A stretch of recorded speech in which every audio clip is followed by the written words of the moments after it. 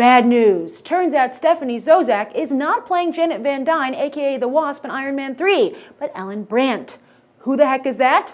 Well, it turns out she's one of the scientists at AIM, which stands for Advanced Idea Mechanics.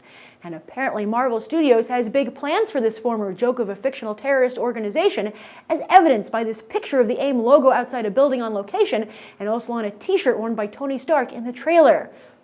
Piecing together the plot points of these comic book blockbusters is starting to be like putting together a presentation for the CIA.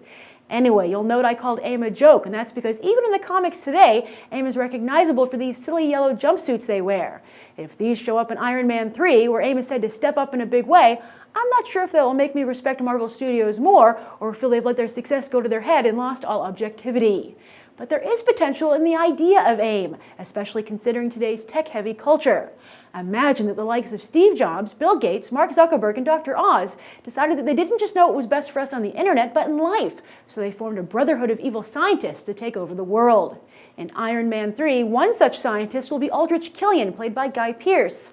Well, actually, he won't be just one scientist, but the founder of AIM. And to hear Pearce tell it, Killian's story will have shades of Revenge of the Nerds, as the former creep who used to work with Pepper Potts will come back into her life sporting a My Fair Lady makeover and become a rival for Stark for her affections. Now, as any comic book fan will tell you, this is wildly different than the Extremist comic book, which clearly Shane Black is only borrowing from. So do you think that AIM is the perfect adversary for Tony and his Stark Enterprises, which plays a very large role in his universe on the page and the screen?